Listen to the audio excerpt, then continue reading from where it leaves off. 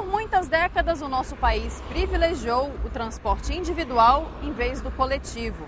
Foi só com a Lei de Mobilidade Urbana, em 2012, que essa prioridade se inverteu. Em 2015, a gente mostrou os desafios dos brasileiros na hora de se deslocar pelas cidades. São os melhores momentos da série Se Mexe Brasil. Houve uma opção do Estado brasileiro de que o modal principal, a política de Estado brasileira, é universalizar o uso e a propriedade do automóvel. O que significa? Existia um sonho de que cada brasileiro poderia ter um carro e esse carro seria democratizado por todos. Todo mundo tenta resolver o seu problema de mobilidade de forma individual, comprando o seu carro, sua moto, e não tem espaço nem para circulação, nem para estacionamento de todos os veículos que compõem a frota nacional. Depois de 17 anos de muito debate no Congresso Nacional, saiu do papel e entrou em circulação a Política Brasileira de Mobilidade Urbana. A lei incentiva os municípios brasileiros com mais de 20 mil habitantes a apresentar planos de mobilidade e defende que as decisões sejam construídas com participação popular. Só as cidades que tiverem uma proposta em mãos terão acesso a recursos federais. A União pode, deve, tem até usado essa capacidade financeira de aportar recursos para os projetos, mas está faltando esse financiamento para a própria capacitação. Em vigor desde 2012, a Lei da Mobilidade traz uma série de sugestões para facilitar o deslocamento de pessoas e de cargas, além de integrar os diferentes modais de transporte. E mais importante, ela traz para as ruas o conceito de mobilidade sustentável. Sustentabilidade tem a ver com a prioridade das pessoas em relação aos veículos, a prioridade dos veículos de transporte coletivo em relação ao transporte individual e a prioridade do transporte não motorizado sobre o transporte motorizado. A bicicleta hoje em dia, ela já é uma alternativa para a mobilidade urbana, por exemplo, na Europa, nos Estados Unidos. A rua é para carro. Um taxista disse isso para mim. E essa é a mentalidade, e o governo contribui para isso, né? A partir do momento que só constrói ciclovias e não investe em educação no trânsito para os motoristas, a gente vai perpetuar essa mentalidade atrasada dos motoristas, né? Não podemos medir esforços e nem poupar muitos recursos para fazer essa alteração da geografia urbana das grandes cidades e das pequenas cidades. O nosso transporte coletivo é muito ruim. Qualquer cidade média de países desenvolvidos tem metrô, tem ônibus, tem ciclovias, os VLTs. No Brasil a gente tem isso de uma forma muito modesta, muito tímida. O transporte público está sucateado em nosso país. Será que nós vamos precisar de uma nova mobilização de rua para cobrar melhoria na qualidade do transporte público? Como eu ando de ônibus, eu vejo que existe muita propaganda dentro do transporte público informando que você tem que deixar seu carro em casa e pegar o transporte público. Só que eles não têm a menor estrutura para fazer isso num curto espaço de tempo. A frota de ônibus triplicou de 98 para cá, mas os investimentos não seguiram o mesmo caminho. Os recursos todos de investimento em infraestrutura era para expandir o sistema viário para o transporte individual, alargar vias, construir viadutos, construir túneis, sempre para maior fluidez do transporte individual. O ônibus é uma solução que é válida, mas para grandes cidades o que resolve é metrô. O Brasil hoje ele tem 20 sistemas urbanos de transporte sobre trilhos, considerando trens, metrôs, o monotrilho, veículos leves sobre trilhos, os VLTs. O setor movimenta hoje 9,8 milhões de passageiros ao dia, que dá em torno de 2,9 bilhões de passageiros ao ano.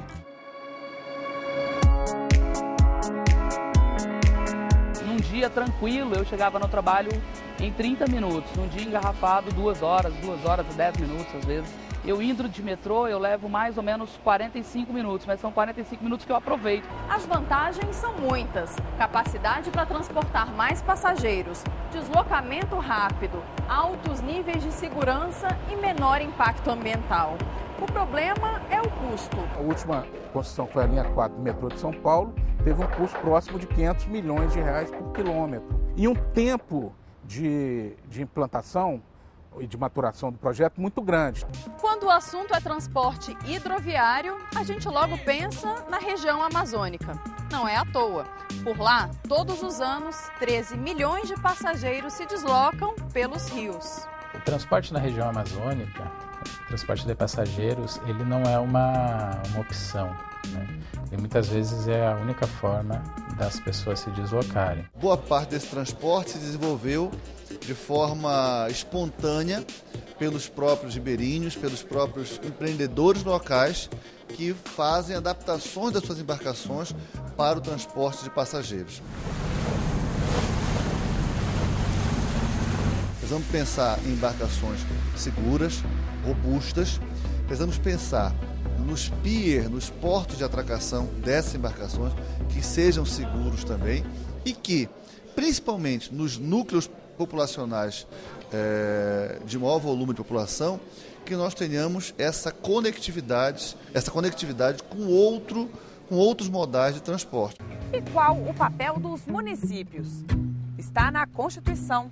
Cabe a eles organizar e oferecer transporte público. Só que a grande maioria não tem condições técnicas nem financeiras de pensar a mobilidade urbana. O que nos trava muito nos pequenos municípios é justamente o pessoal qualificado para trabalhar em todos os sentidos, né, em todas as áreas, para que a gente pudesse também dar uma melhor qualidade de vida aos nossos cidadãos. À medida que o Estado brasileiro perceba que ele tem uma responsabilidade pela mobilidade de todos, então significa cuidado que não foi cuidado esses anos todos, que é o transporte público, a bicicleta e os pedestres, nós vamos ver uma outra realidade da mobilidade no país. Em mobilidade não existe solução universal. Talvez mobilidade seja o aspecto da vida cotidiana em que mais vale aquele raciocínio. Pense globalmente e haja localmente. É preciso que o governo federal assuma para si essa tarefa de liderar as grandes soluções ou a grande solução para a mobilidade no Brasil. Até agora nós estamos marcando passo. Se a gente tem a bússola, é preciso que nós nos orientemos por essa bússola.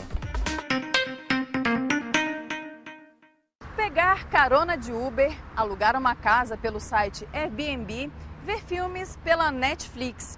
Que desafios essas novidades tecnológicas impõem às cidades brasileiras? Em 2015, a gente discutiu se é preciso regulamentar esses novos serviços e mostrou como eles têm impactado o dia a dia dos municípios.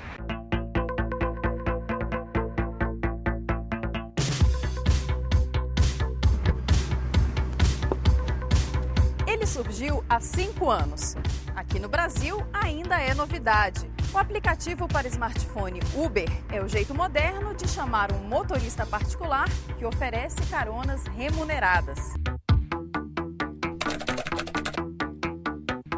O mais interessante de ser parceiro do Uber é nós podemos ter a flexibilidade de horário. Eu começo às 7 horas da manhã, trabalho mais ou menos umas 10 horas por dia.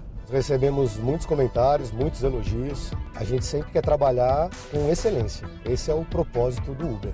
O serviço chegou ao Brasil em 2014. Desde então, tem provocado polêmica.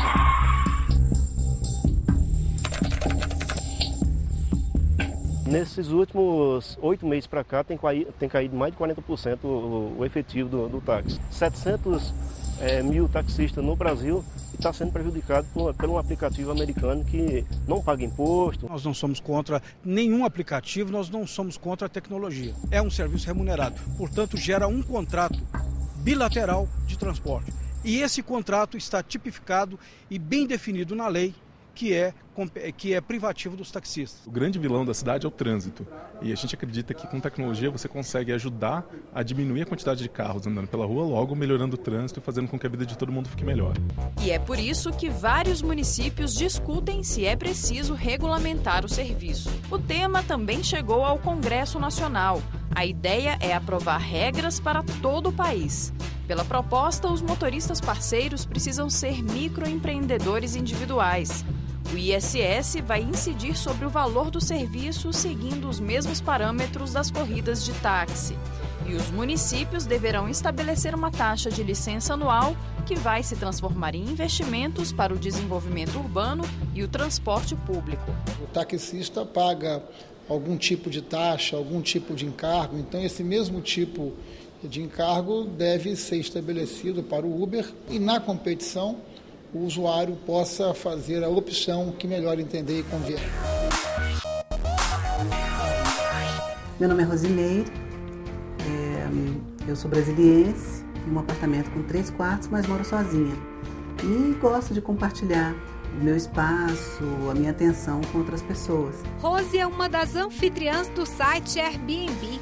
A plataforma reúne pessoas de várias partes do planeta que querem alugar a própria casa, um quarto ou mesmo o sofá da sala. Só no Brasil são mais de 45 mil anúncios em 22 estados e 670 cidades. No Brasil, o aluguel por temporada está previsto na Lei do Inquilinato. Vai gerar apenas o imposto de renda que é federal. Não gera nenhum tipo de benefício para o Estado. O Brasil precisa imediatamente preparar uma lei no sentido de proteger os nossos hotéis.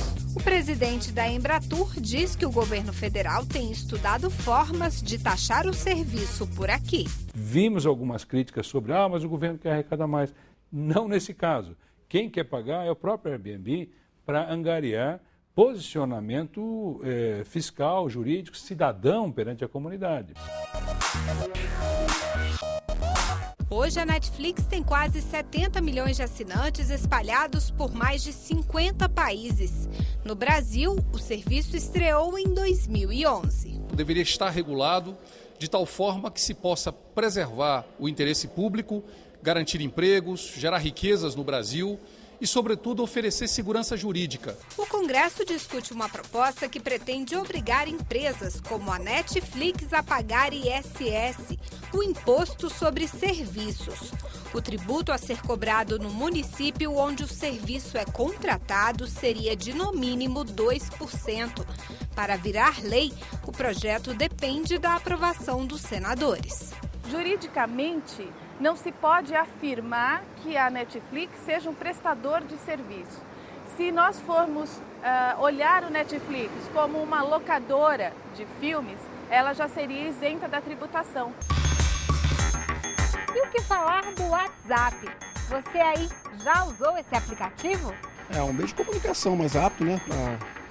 Entrar em contato até mesmo na empresa, né? A única diferença que existe no WhatsApp, talvez por isso tenha suscitado uma reação mais forte das operadoras de telefonia, é o fato de que eles utilizam o próprio número do telefone da pessoa como identificação do assinante. O que a gente defende é a eliminação da assimetria regulatória, uma enorme assimetria regulatória e tributária que existe entre as operadoras de telecomunicações e esses provedores de serviços paralelos de voz e mensagem. O que a categoria está fazendo nos últimos 3 meses? Estamos trabalhando na caracterização das ilegalidades, do conflito com a lei, da competição desleal. Essa questão envolve alguma polêmica, mas a própria Anatel já se manifestou dizendo que não verifica nenhuma ilegalidade nesses aplicativos. Proibir isso é, de uma vez por todas, a nossa opinião, botar tramela na internet, portanto, não cabe mais. E volto a afirmar, nós já aprovamos um marco civil da internet no Brasil e a tendência é exatamente continuar nessa linha. Liberdade, inclusive, para o conteúdo. Olá, me chamo Joyce Reis, sou do estado de Roraima, cidade de Boa Vista. E a minha cidade se caracteriza por ser uma cidade tranquila, porém, na área que precisa ser melhorada, é a área de transporte público e na área da educação. Eu sou Mariana Souto Pimenta, de Passos, Minas Gerais. A minha cidade em si não tem muitos pontos turísticos, mas ela é bastante visitada pelas pessoas que procuram várias serras e cachoeiras. O que precisa melhorar lá é mais criação de projetos de incentivo à cultura, que isso é bem raro. Meu nome é Franciele Brito, eu sou de Cocal dos Alves, no Piauí. E o que minha cidade tem de interessante é a educação pública.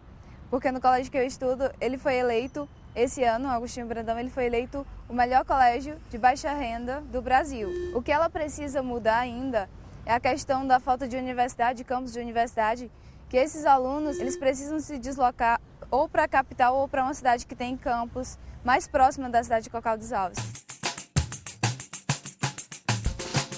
Ajude a gente a fazer o Município Brasil. Fala aí o que você acha do programa e o que gostaria de ver aqui. Nosso e-mail é tv@senado.leg.br. Quer ver seu município no quadro Sou Daqui, mano? Não tem erro. Você pode mandar por e-mail, postar no Instagram e no Facebook. Só não vai esquecer de colocar a hashtag Sou Daqui. Lembra do jogo da velha? Aquele símbolo lá. Manda aí, velho. Água potável, saneamento básico, drenagem de águas das chuvas, limpeza urbana. O conceito de saneamento básico por aqui tem sido exemplo para o mundo todo. Mas ainda há muito o que fazer. Desde 2007, essa tarefa passou a ser de responsabilidade dos municípios. A gente vai falar sobre isso no próximo encontro. E o programa de hoje está na internet. Anote aí, senado.leg.br/tv e youtube.com/TV Senado. No WhatsApp, o nosso número é o 61 9966 1616. A gente se vê no próximo Município Brasil.